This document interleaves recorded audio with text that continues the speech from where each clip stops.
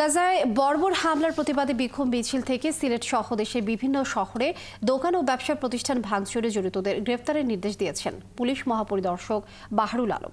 প্রধান উপদেষ্টার কার্যালয় থেকে পাঠানো এক বিবৃতিতে এ তথ্য জানানো হয়েছে। এদিকে 4 দিন ব্যাপী বিনিয়োগ সম্মেলন শুরুর দিনে ব্যবসা প্রতিষ্ঠানের উপর হামলা ন্যাক্কারজনক দৃষ্টান্ত স্থাপন করেছে বলে জানিয়েছেন বিডার নির্বাহী চেয়ারম্যান আশিক চৌধুরী। সারা দেশে এদিন অন্তত 16টি রেস্তোরাঁ ও বহুজাতিক কোম্পানির শোরুমে হামলা, ভাঙচুর ও লুটপাটের ঘটনা ঘটে। নিবিড় সাহার জানাচ্ছেন বিস্তারিত। গাজায় নিরস্ত্র ফিলিস্তিনিদের ওপর ইসরায়েলি বাহিনীর বর্বর হামলার প্রতিবাদে সোমবার বিশ্বব্যাপী নো ওয়ার্ক নো স্কুল কর্মসূচি পালন করা হয়। এরই অংশ হিসাবে জেলায় জেলায় শিক্ষার্থী সহ সর্বস্তরের সাধারণ মানুষ বিক্ষোভ মিছিল, স্লোগান, সমাবেশ ও ধর্মঘট পালন করেন।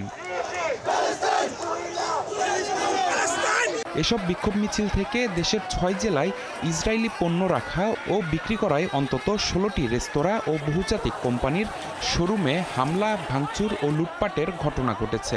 পুলিশ জানিয়েছে, কক্সবাজারে 5টি, চট্টগ্রামে 3টি, সিলেটে 5টি, গাজীপুরে 4টি, কুমিল্লায় 1টি এবং বগুড়ায় 1টি প্রতিষ্ঠানে হামলা হয়েছে।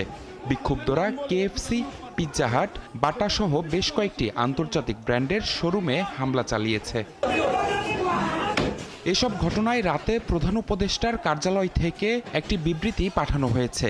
এতে 4 দিনব্যাপী বিনিয়োগ সম্মেলন শুরুর দিনে ব্যবসা প্রতিষ্ঠানের ওপর হামলা ন্যাক্কারজনক দৃষ্টান্ত স্থাপন বলে জানিয়েছেন বিডার চেয়ারম্যান আশিক চৌধুরী।